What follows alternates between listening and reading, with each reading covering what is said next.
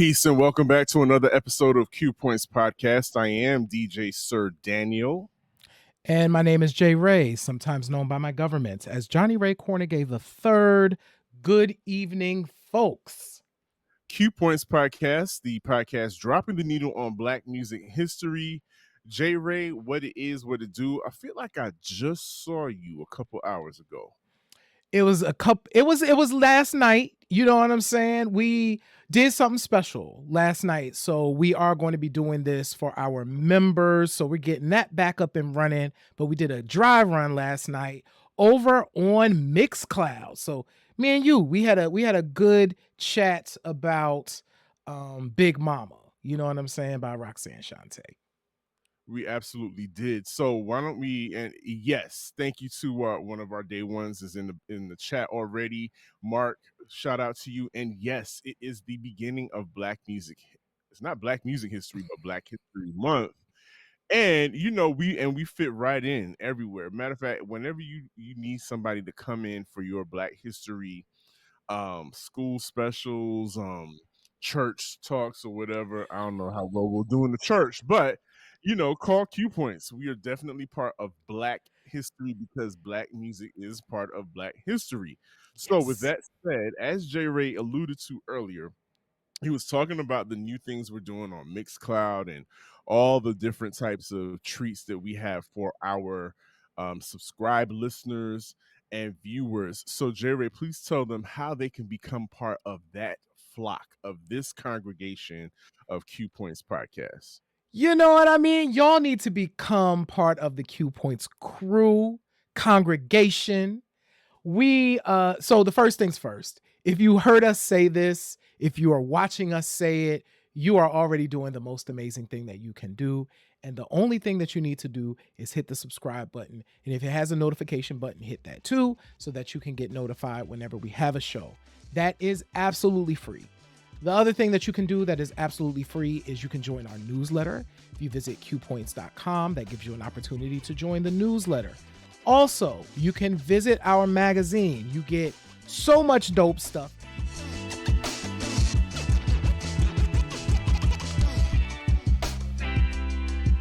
Let's get into it. J Ray, we have a special guest tonight. Not really a guest anymore because he's family. He is part of the Q Points podcast family. He's our podcast brother. And we are very excited to welcome Duval's very own Jacksonville, Florida, the man, the legend himself, Mr. Al Pete, the mayor of Al Pete's neighborhood. I mean, what else can you say? Matter of fact, I'm going to just let him tell you all the great things he's doing. But first and foremost, brother, Mr. Al Pete, how are you feeling today? Listen, all is well. Check one, check two, man. My brothers. How y'all feeling? Excellent. I'm doing super duper fly, especially now that you're here with us. Yeah, thank y'all for having me, man. Love it. Of course, man. So listen, everybody who's watching, we are going to give you an opportunity. Definitely go and check out. We have an interview with Mr. Al Pete as well as a great conversation with him. So definitely check that out. But Al, tell us what's going on in Mr. Peterson's neighborhood with all the stuff that you're doing. Fill us in on what's going on with Mr. Al Pete right now. Cool. So all is well, all is cool. Just still moving and shaking around the neighborhood. But first thing I want to mention, because we're gonna keep this brief, but the MPN Network app, you can go and download the app, or you can go to Linktree/MPN management. And they have the two options on there. So if you're an iPhone, you can download it. Yeah. There you go. Or if you Android, you can download it as well. But you can always go to your app store and download it. We play podcasts on there. We have a music show on there. We have Q Point commercials on there. So while you're listening, you're gonna hear that Q Point commercial going through that thing. Yes, sir. So that's number one. And then number two, I just started a radio show called The Neighborhood on WJCT. It's here in Jacksonville, Florida. It's an NPR affiliate station, part of JME Saturday nights, but it comes on Saturdays at 9 p.m. And it's just 1 hour of me playing some dope music, man, and kind of taking people through the neighborhood, like, figuratively the neighborhood. So I give people a good walk, good music, type of vibes. Definitely stick with the hip hop, uh, soul, funk. You might hear a little jazz in there as well, but depending on the week, that's how I feel. So, running in the second month right now. So yeah, that's where we at with it. That's excellent. You know, I come from radio, and the importance of terrestrial radio cannot be denied. Going into the studio and just seeing the equipment, the boards, the mics, it's really an experience for somebody who is a true radio head. So I'm super duper happy to hear that. Hear big things are going on for you, Mr. Al Pete.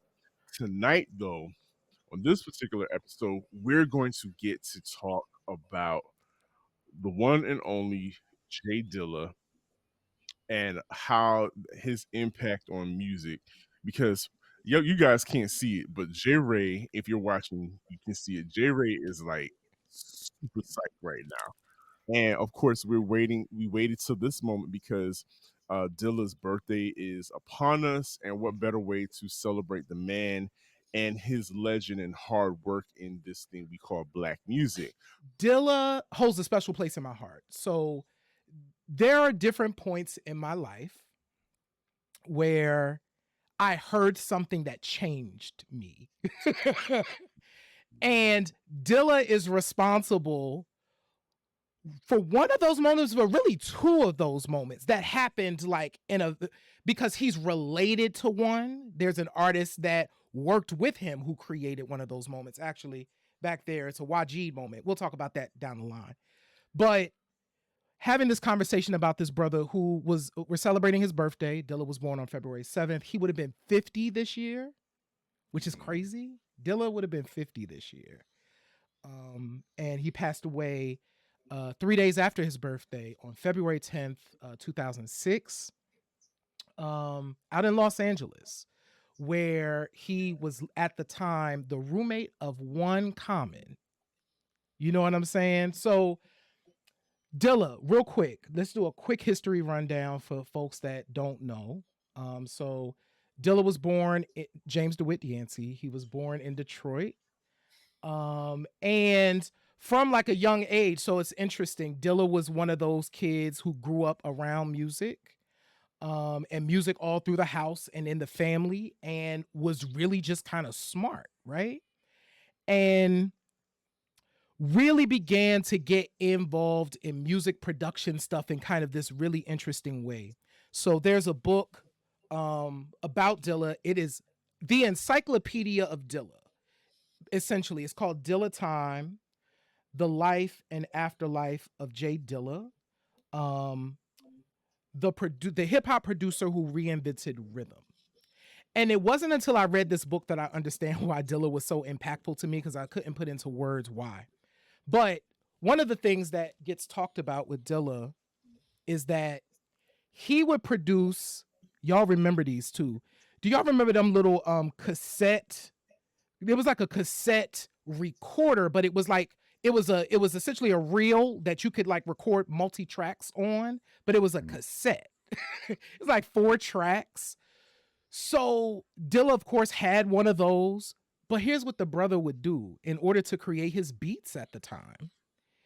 He disassembled the machine so that he was able to manipulate how quickly or slow the thing moved to speed up or slow down a piece of the beat that he wanted to create. This is the mind of how he was working, right? And Dilla in 1992, according to legend, Amp Fiddler, who just passed away. Rest in peace. Rest in peace to Amp Fiddler. Dilla was working in his studio, doing the thing that he did, and Amp was like, there's a machine. There's a machine that you can like make your beats on. You know what I'm saying? You don't have to, put all of the, the samples onto these tapes and all of that stuff. Like there's a machine. It taught Dilla how to use the MPC. Wow. And the brother like mastered it. But according to DJ Jazzy Jeff, and I agree, because I couldn't put this into words, what made Dilla special is he used the MPC like a drummer would drum, like a bass player would bass. So he's using this machine which would make perfect beats, like like somebody you would just play it, and everything that you heard from a Dilla production is how he wanted us to hear it. So that's who Dilla is. like as a foundation. And I first became aware of him in 95. The Far Side Running came out. Can't keep running With away. great that song. It's super soulful and you know what? That song made me take Far Side seriously. Not in the sense that I didn't look at them as dope MCs or like they were, but they came from a comedic standpoint. If you remember the Your Mama record and stuff like that, and but that song showed another side of them, and I think that's what Dilla did to any artist that he worked with. He brought out something so soulful within them that it allowed them to show a different side of themselves. And going back to what you were saying about his ingenuity, thank you, Crate Digger. It sounds like he was using a Tascam King of 4-track. Mm-hmm. And so there's something to be said about the ideology of hip hop is creating something out of nothing Yes. or using what you have. Mm-hmm. And that is part of the foundation and ideology of hip hop. And for him to, he's like he's part of the tribe and the native tongues descendant. So I get it. I get it completely. He, you can hear that is part of his lineage. Yeah. Al, when did you become aware of of JD? Because he was JD, and that was the thing. Because we had known Jermaine Dupri, and so we had a JD, and then all of a sudden it was like, "Who's this JD? I Who don't was this know who this JD? is." Yeah. Right. So I didn't discover. Well, I was listening to Dilla and didn't even know it was Dilla. That was the Right. crazy part. It was like, so I was like 3 years in when I first heard a J Dilla beat, which was probably Running. Mm-hmm. But when I got to school, Savannah State, I had a homie that I still talk to this day, man, from Detroit, and he had a Slum Village tape. And I was like, "Who is this Slum Village? Who are these Slum Village people?" And it was, so he broke it down on that tip, and then that's when he was telling me like JD produced this, and this, and then I remember going back to all of the songs that he mentioned and was like, "Oh my goodness!" And Lab Cap in California. Oh man, that Far Side album is like. So when y'all mentioned the Far Side, I was thinking that J Dilla calmed him down, like calmed Far Side down, because you have songs like Fish in the Sea Mm-hmm. on the first album, whatever. It was kind of melodic, soulful, Mm-hmm. whatever. But like that Running was like, it was just like a really easy balance, man. And that sample was just crazy, and it was good for them to rap over. So I agree, Daniel, with taking them seriously or whatever. It was like, oh, okay, they can really put some songs together. Not saying that they wasn't doing that back on their first album, but on this album here, it was just a little bit more soulful, man. And it was easy for me to take in the words as well as the beats. So It's funny that you both have mentioned that, because I was going to save this, but I won't. So I, of course, had talked about the fact that Dilla is part of that, was one of those producers that I heard and suddenly heard stuff differently. I remember when I got the Fantastic Volume 2, right? And I suddenly was like, oh, this is what grown up hip hop sounds like. This is like grown up, like I felt like, because it was so sophisticated in my mind. Like I remember listening to I Don't Know, which I talked to Sir Daniel about, and the way his beat and then Jazzy Jeff cutting into it was the craziest thing I had ever heard. I'm like, wait, What is he doing? And I felt like this is the future. Like this is what happens when rappers grow up. They do this, and I Mhm, like it. mhm, But isn't mhm, that the I think what you described is the mark of a true musician and what we Mhm. call producers specifically in rap music, because sometimes producers can get locked into just being, called beat makers. But Mhm. there are people who change the way you listen to things and the way you experience records, the way you experience an artist. And point blank period, that's what Dilla did. And I think another mark of his brilliance is how many people, all of his sons, Yep. because when you carve when you carve out a lane, you start, people start to emulate what you do, Mhm. or they're so inspired that they can't help but to put a spin on what you've done. Mhm. Listen, so I think to that point, Al, that you mentioned as well. Um, Hold on, we real quick, if you don't mind me interrupting. please go ahead. Could you imagine? I mean, well, not could you imagine? Could you mention the Suns if you don't mind? There's I so many mean, sons. At least three. I don't think I would be out of line if I said like Kanye wasn't one of his sons. Oh, Absolutely, absolutely. You know, Absolutely. And absolutely. Kanye Yeah. knows it. and I kind of, you definitely hear it in the beginning.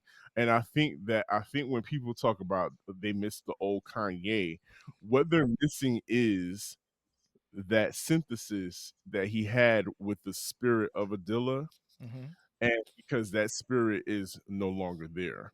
Not Mhm, in the sense mhm. that Ye is not connected to that kind of spirit anymore, in my opinion. So Yeah. that's one of his sons, and Yeah. No. I agree with that. And Yeah, I wholeheartedly agree with that. and Yeah. I think when we think about the Uma period, because to your point, Al, of like we were listening to Dilla and not knowing that we were listening to Dilla, right?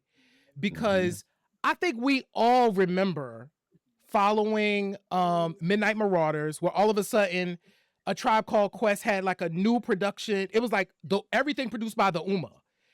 yeah. And it's like, I don't know what that is. I do want to say the names because I think it's really important that people understand the power of the Uma. So the Uma consisted of, and songs could have been produced by one of or a combination. Mhm. Dilla, Q-Tip, Raphael Sadiq, Ali Shaheed Muhammad. That's crazy. That's nut. That's as the young folks would say, that's wild. That's wild. And the sound, I mean, even from the sound from I don't know what I mean, I'm gonna say that I was young. So I didn't I mean, I was still kind of learning music, still learning hip hop, but I felt like I was in it a little bit, but I was still like learning, especially around like that 93 to 97 period. It was just Mhm. the sound, but it's like the sound the sound bent. But it makes sense now because you have Ali Shaheed and you have Mhm. a Raphael Sadiq. You know what I'm saying? Like we at the time I knew Raphael Sadiq as, Tony, but Mhm. I didn't get the soulful aspect of it or whatever. And then you gotta think about it. That's the period of time when, the Badu came in and that music started shifting and bending and I wasn't thinking like, oh, who is these people producing this? I ain't even I didn't pay attention that much that Q-Tip was even producing like Yeah. that. Because when I started learning the story about Kanye, I was like, oh, this sounds like what Q-Tip does. Okay, so Q-Tip is this. Oh, okay, cool. And then does that make sense? It's like Yeah. when Jay Dilla came about. After I found out about him, I'm like, oh, this makes like total sense. Like totally makes sense. So yeah. And we Yeah. can get into that part later. I don't know if we're gonna get into that whole like neo soul Oh, we aspect of it. no, that's right now because one of the people that I didn't mention as part of the Uma, which is so crazy because he's just like an entity unto himself. But D'Angelo was also part of the Uma. That's nuts. So you had them 5 dudes, right? But then as the story goes, Dilla was like, so Q-Tip was used to this model because they did this in a Tribe, right? None of us knew that Q-Tip was like the master of the production because everything was produced by A Tribe Called Quest, and Q-Tip was behind a lot of it, right? So we didn't know. Dilla didn't take to the group thing very well, right? Right. Because I mean, listen, he wanted credit. Like he wanted people to know, no, I produced once again. Like I produced Find My Way. Like I did that. You know what I'm saying? Not the Ummah. Like that was me. And when you get that, and then all of a sudden when your sound ends up on a Janet Jackson album, Dilla did not produce, by the way, Got Till It's Gone. It was rumored for years. Dan Charnas talks about it like, no. He didn't produce it. He got the remix. He didn't produce Got Till It's Gone, but that song is Dilla inspired. Period. For sure. That And crazy. Jesus. I don't think we can talk about.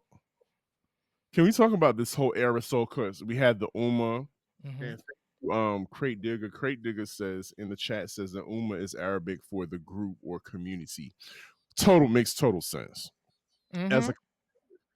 And just looking at the power of these different collectives, because you had the Ummah on one end, and then you had people like the Soulquarians who were talking about around the same time, and they actually kind of intertwined because D'Angelo was part of the Soulquarians. They evolved, like the Ummah evolved into the Soulquarians. So listen, that picture of the Soulquarians, I'm just gonna read this list because it's crazy. By the way, Lauryn Hill was apparently supposed to be a Soulquarian. It's another story. But Common, Reflection Eternal, but Talib Kweli and Mos Yasin Bey, James Poyser, Erica Badu, Questlove, D'Angelo, Q-Tip, Bilal, Dilla. Jesus. It's quite the lineup. And again, imagine all of these people coming out and they're about to impact the world all at the same time, separately, but they also have this collective that that they can incubate their ideas together, workshop together, they tour. If you always see somebody, the backup band, oh, I know that person also plays for such and such. So what you get is it's a homogenized sound, but it's still, everybody still had their own uniqueness and their own flavor. What's the word, everybody? This your man, Mr. Al Peter, Mr. Peterson's Neighborhood, and the MPN Network. And I'm here today to tell you about what the MPN Network consists of. The MPN Network is an entertainment as well as a developing media company based in Jacksonville, Florida. Our goal is to highlight various creatives that exist in spaces of music, visual arts, podcasting, and more. Within the network, we have multiple brands that will parallel with creatives, events, and other brands. The Neighborhood Podcast Network is a collective of independent podcast shows that has various topics ranging from the latest culture news, mental health, sports, and leisure conversations. We also have the Groove Suite brand that explores the realm of soul, hip-hop, R&B, funk, and more. Groove Suite. Our health and beauty section gives a view on how to keep yourself in shape, in style, and in tune with your body and your mental. Last, we have the Fly Socks and Tees, an annual summer event that brings creatives together to celebrate the past years and victories that were received. So swing by our website, mpn-llc.com, and subscribe so you can stay up on what's happening with the neighbors and the groovers. Also follow us on our Facebook page as well as Instagram and Twitter, MPN Management. Building but becoming to the top. Al, can you bring us in? Because you mentioned something really important. Robert Glasper describes Neosoul as Dilla-inspired R&B. Can you talk about that period of time because that was unique when that sound emerged. So you talked about those moments, right? The moments that grabbed you or whatever. So out of my musical moment, Neo Soul definitely like grabbed me and just put me in the headlock. To this day, I still name it Neo Soul. I know a lot of artists be like, I don't like the word Neo Soul and all that stuff, but listen, it's Neo, you know, mama call it Neo Soul. Well, Dilla call it Neo Soul. I would call Oh, it Neo Soul. But nah, that was a great moment, man. I mean, it just the sound of it. I mean, I think the soul, matter of fact, I know the soul was very present. You know what I'm saying? Not to take away from anything, you know, before that, contemporary rhythm and blues and all that stuff, because there was a lot of soul in that as well. But it was just a soul that I identified with. It was just those, and I was in the band, so you know, I was tied into that sound and understanding. It was already fascinating for me that hip hop people were using jazz samples mhm. in hip hop. So I was like, okay, this is great. That's how I got into the tribes and stuff like that. But to get into it from like a Badu coming in and introducing this type of sound, like the sound bending aspect of it, it was just different. It was just so different. And sometimes it's difficult for me to even explain because it was just different, especially when you have a Dilla. Like when let's talk about the Janet Jackson remix, right? That beat don't sound like something that the typical R&B or even soul artists would like sing over. So you hearing this, you hearing like a R&B pop star Janet Jackson singing over it. And then you got a Q-Tip, which that was already a good interesting combination outside of the movie. Mhm. What was the movie was? Poetic Justice. Poetic Justice. Yep. So you got all these factors, and then you like, oh, okay, this is what I come to. This is the denominator that I come to, and like Dilla's a part of it. Oh, okay, we're gonna dub him as that person that created all that, and then having his hand on everything on D'Angelo, just endless people. You know what I'm saying? So that was that Neo Soul. The creation of it was just a fascinating time for me in life, and I will forever play it, like Yeah. forever. Yo, and just to think that so many of those records were created at Electric Lady Studios, which Yep. was, of course, Jimi Hendrix studio. And that, so you got that energy. You Ooh. have all of these people just kind of working together, stirring in the MCA pot. They were all, for the most part, except for, no, because even Erica was on like an MCA subsidiary, right? Um, Well, all of these people, working together, you know, um, You is have really, really Questlove, special. like that's the whole Yeah. thing. You know, that's a whole nother uh what we want to call that mastermind Hmm. or architect, you know what I'm saying? Like him and his brilliancy, him adding to that. Shoot. Yeah. And to think, as the stories are told, all of them Dilla would floor them. So Ali tells this great story. It was like a Red Bull, one of those Red Bull sound interviews or whatever. And he was like, we would be in the studio working, and Dilla would come down from one part of the studio in there, do the thing. He was like, we would be trying to do a thing. He was like, he would literally come into the room, do the thing that we were trying to do in way less time, and leave. Like he do it, program it, play it, and it was done. And it was like, we've been trying to do that for like hours. He just did it that's that how you quickly. know a calling on his life. Mm-hmm. That's how you know when somebody is anointed to do what they're doing, and that's exactly what you get because again, when you hear these certain songs make you evoke emotions within you, and they evoke a feeling and a spirit, and so that's why we don't get as much as we used to with that. And take somebody like a Erica. We brought up Erica. Mm-hmm. Erica Badu is, hands down, what probably one of the most tapped into whatever source she's tapped Mhm. into person, right? Mhm. And for her to connect with the Dilla, the way she tells the story about Mhm. how she just called him up and was like, I need this. And And immediately, not nothing you created for nobody else. I need Very you to specific. Right. tailor made Right. to me. That takes, I don't know, you can't discount the way or the influence the universe has in these moments of Black music history, Mhm. and puts these people together and to create a movement um like that. And as much, and I don't even think anybody's trying to replicate it, Mhm. because within that moment of time it seems like that kind of stuff stayed there, but the music, for whatever reason, because of that anointing, is still long lasting and is timeless. Yeah. Those timeless things that, and Alp, you can attest to this as a fellow DJ.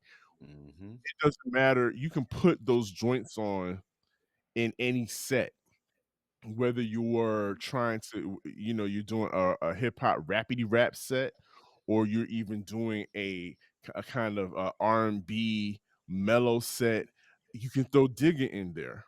I mean, you can Mhm. throw Dilla in there, and so there's so much to be said for that, and to live and to do all of that in a very short span of time. Yeah. Yeah. Very short span of time. Like, I mean, when we talk about Donuts, you know what I'm saying? That album and how that album was created. Um, like reading the articles as well as the documentary that I saw. What Mhm. was it? The Legacy joint? I forgot the Yeah, name the of New it. York Times documentary. Yeah, yeah, yeah. That, I mean, just for them to go into detail like that, and just to know that this guy was making like a soundtrack. You know what I'm saying? Like Donuts is. I mean, we go to what we think about the draft, Mhm. Japan joint. Welcome We to got Champion Detroit. Sound. Yeah, yeah. Welcome to Detroit, Champion Sound. Mhm. All those type of joints. But I mean, even with the donut joint, it was just a very significant project that he did, and I think the stories behind that and the ability that he had to do it is remarkable, man. So, like that donuts is It's crazy. I rap over that thing to this day. because what's so significant. So let's talk about this period because I do think this is important. Sir Daniel, you mentioned something that I think is also this is scary to people and not a lot of people are able to do it.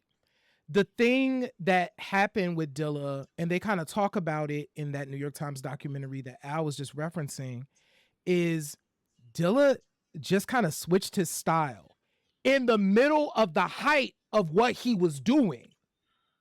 He Mhm. literally stopped doing it. Like, it's like, I'm just not doing that anymore.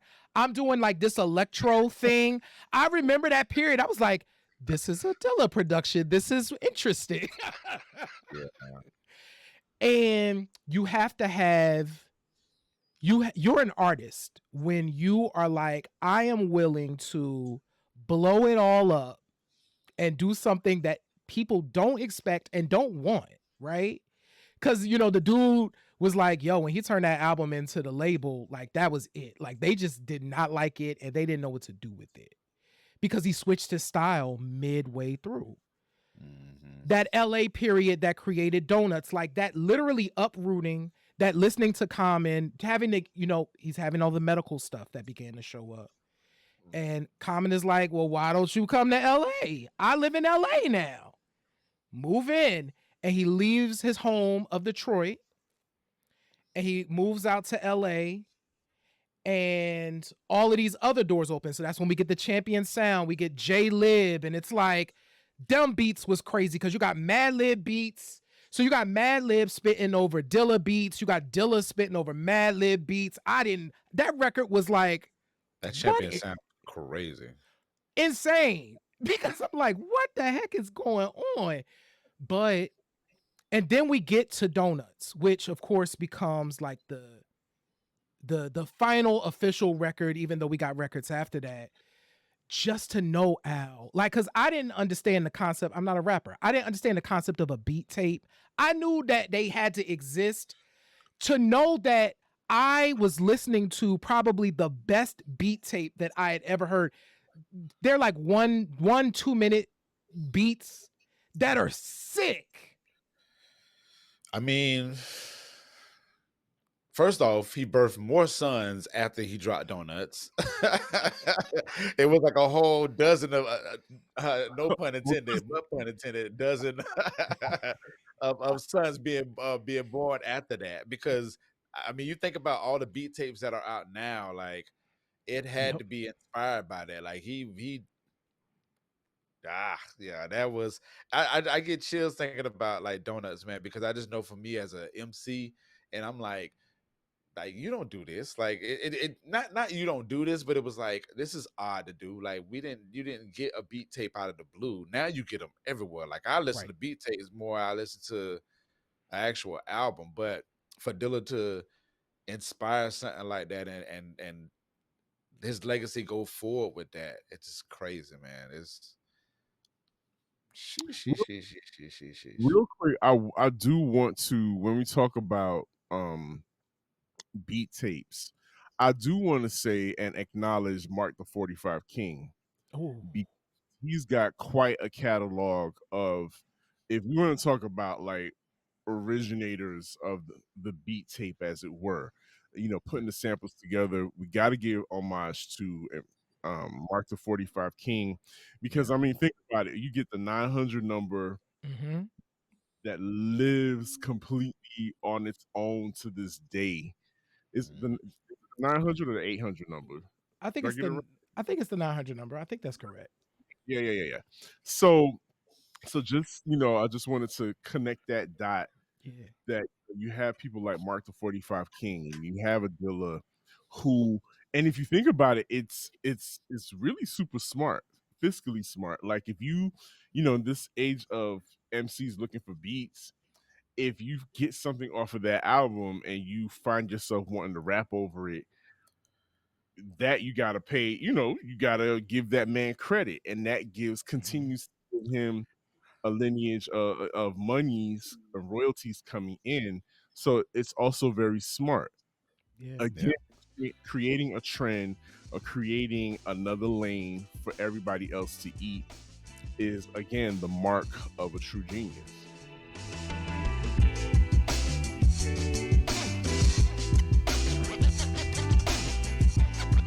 On Donuts, I know we talked about Drake. Drake rapped over one of my favorite beats. I know we're gonna talk about that later, but Mm-hmm. he rapped over Time, the Donut of the Heart. That was number 10 on there. But he rapped over it. I rapped over it. So many people rapped over that one particular beat.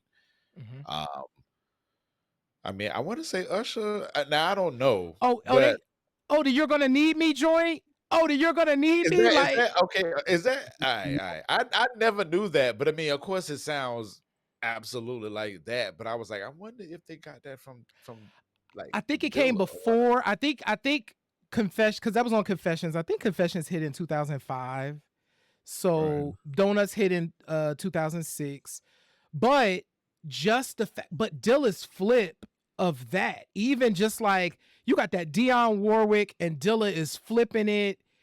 Light work, cheat, light work. um, Yeah. right. So, and to know that this brother, right, is in and out of the hospital, in the hospital making some of these beats, like the extension of his hand was that MPC. You know what Yeah. I mean? And that was his light, like he breathed that part, right? The only reason we didn't get a Common B record that was a Dilla record is because Dilla couldn't do the whole record. Now, that was amazing. Like, that was a look for Kanye and Common, right? That turned into a great collaboration. But, Dilla's on, I think he's on 2 tracks on that record, but we probably would have got another, because like Water for Chocolate, I think is the perfect encapsulation of Dilla's pop Mhm. like experience. Like it explains why the pop charts were into Dilla at the time, because that Like Water for Chocolate album was kind of perfect.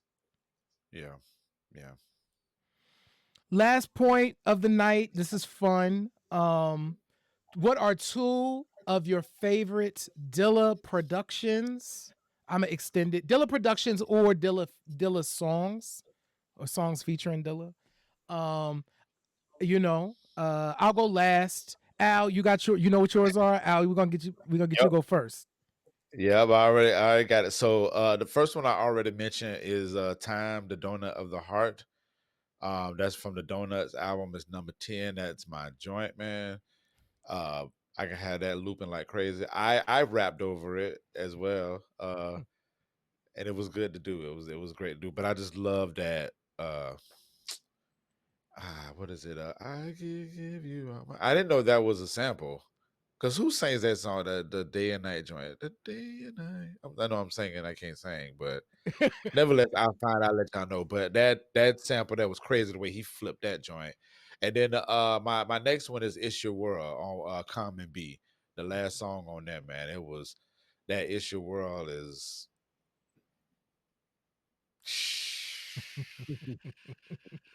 I'm talking about. Yeah. It's so great, man. But those are like my two for sure. Like Cool. without a doubt. If I'm thinking J Dilla, I'm going them two quick. Yeah. Those are dope. Sir Daniel, what are you picking? So my picks, we've talked about it. The first one we talked about before is the Janet Jackson "Got Till It's Gone" remix. Mm-hmm. It it slaps. Having her gentle voice on top of that very hard kick is something that I don't know. It's romantic. It's funky at the same time.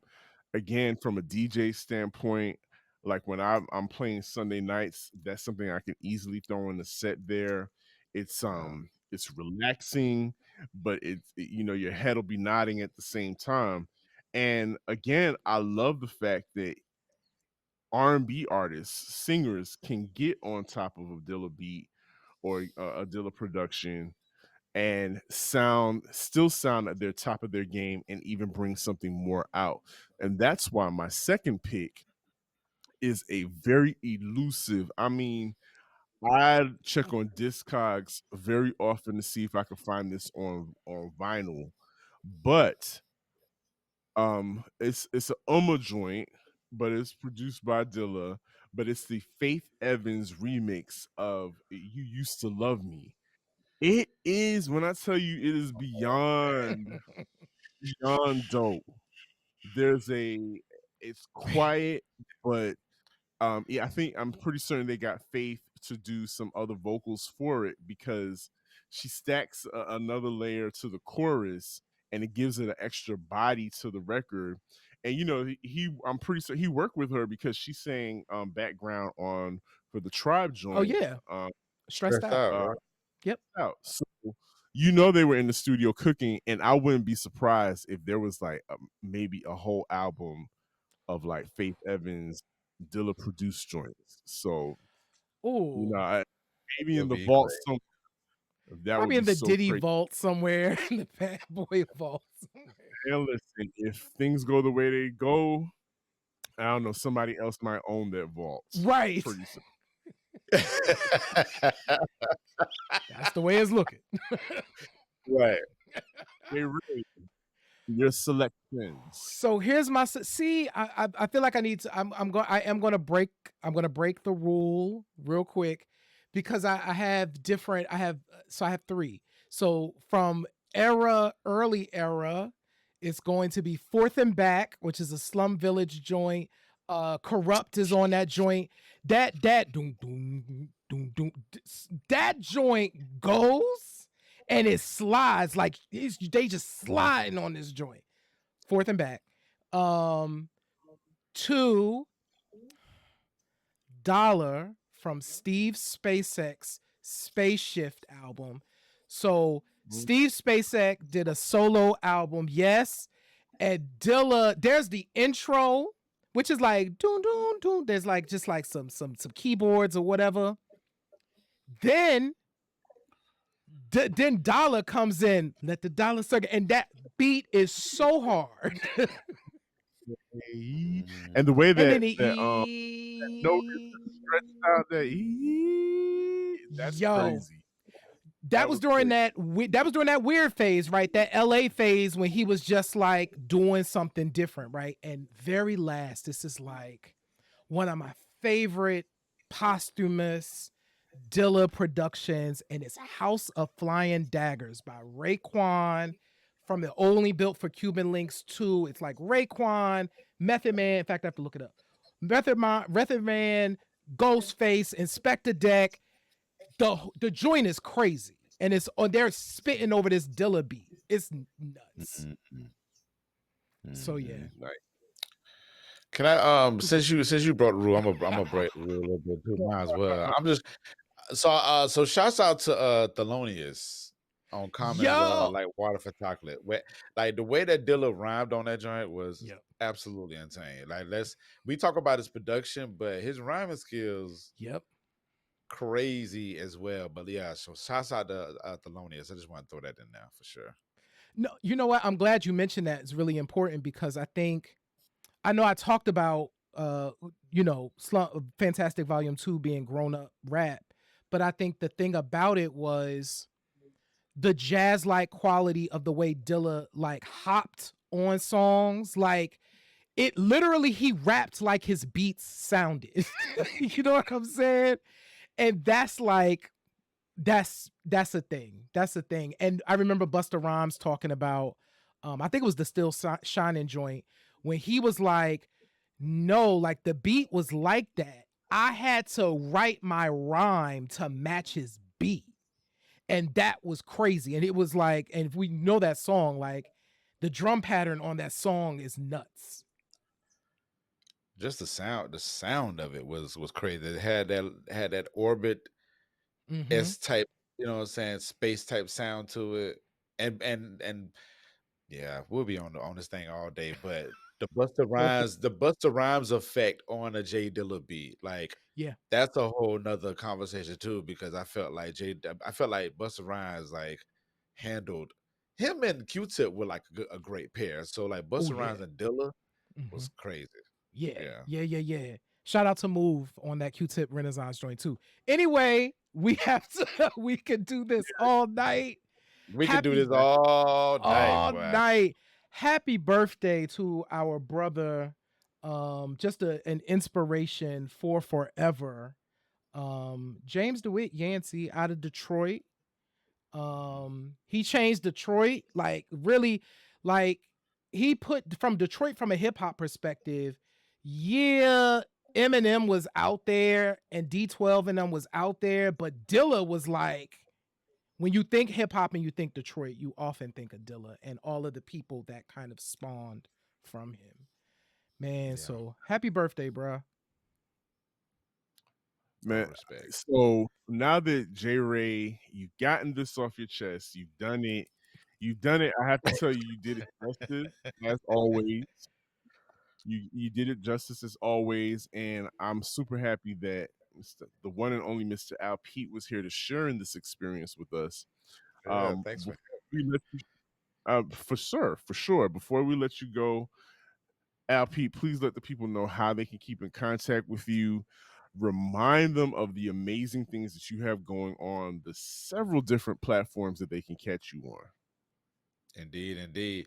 Again, my pod brothers, I appreciate this opportunity to talk music with y'all. Um, People, please stay in tune with the Q Points. They do absolutely great stuff, man. From the articles, just to, I mean, I got to go see what y'all did on Mixcloud. I need to see what's up with that. I got to snoop and see what's up with that. We'll Body send you the link. merch. We'll send you the bat link. We'll send you Okay, the yeah, that's what brothers get. I love it. yeah. But no, thank y'all again for having me, man. The name is Mr. Al Pete. Um, go to mpn-llc.com. So it's M and Mary, P is in Peter, N is in Nancy, -llc.com check that out. Download the app, the MPN Network app. You can listen to some podcasts, listen to some music as well. Um, the website will take you everywhere basically, but if you want to like directly go to my socials, you go to Mr. Alpete MPN on Twitter. That's majority what that's the place I'm majority at, so I'm there. Instagram is Mr. Alpete, but I mean, just to save you some trouble, just go to mpn-llc.com and it'll take you everywhere that I'm gonna be at. So, and That's I'm right. sorry, neighborhood show. The neighborhood show Yep. Saturdays at 9 p.m. on WJCT News 89.9. You can listen to it on the website, jacksmusic.org. I'll be playing some good stuff on that, man. You definitely gonna hear some Dilla this month for sure. And happy Black History Month, too, man. Happy Yeah. Black History Month, happy Black Love Month, all that stuff. Yeah. Yeah. For sure, for sure. So, Mr. Alpete, he's got a lot going on, and his hair is real, and his hair is still there. You support this brother. He's really one. He's a dope and this person. You know, ever since we met him at Afros and Audios, it's been nothing but love since. And I'm so happy for your success. Again, you know, J Ray and I, your family, you are part Mhm. of the Q podcast family. And so, Jerry, just one more time for the folks at home, for the folks listening, let them know how they can support us as well and keep the lights on over here, as we like to say. Absolutely. Real quick, I want to shout out. There's been folks in the chat. Dripping in black is like saying the same thing I said. Al P. Hey MPN has an man, app. listen, Yes. dripping in black. Quit playing with me, like quit, get off the chat. Go to go on somewhere. They like the app. Shout out to Dominic Lawson. Thank you so much for checking out the Lauren Hill episode. Shout out Great to the nigga, brother what's Crate happening? Digger. What's happening? Mark McPherson. We got Gil. Just shout out to all of y'all for just rocking with us. So really quick, y'all are doing the thing that is the most important thing. If you hear our voices, if you see us, subscribe where you are. It is absolutely free. If you want to do us a solid, share the show with your friends, your family, your colleagues, because if you like the show, they will probably like the show too. And that's also free. Definitely get more content. Follow us on Q Points Magazine, magazine.qpoints.com. We have all types of articles over there, including a dope article by DJ Sir Daniel talking about all the stuff that's been going on with rap beef lately. So definitely check it out. Join our newsletter on our website at qpoints.com. Those things are free. Definitely check out the Q Points store, store.qpoints.com, if you want to keep the lights on over here at Q Points. We just appreciate and we love y'all. We absolutely do. But, J Ray, what do I always say? In this life, you have a choice. You can either pick up the needle or you can let the record play. Once again, I am DJ Sir Daniel. My name is J Ray. That And has been Mr. Al Pete. Absolutely. And this is Q Points Podcast, dropping the needle on Black music history. We'll see you on the next go round. Peace. Peace.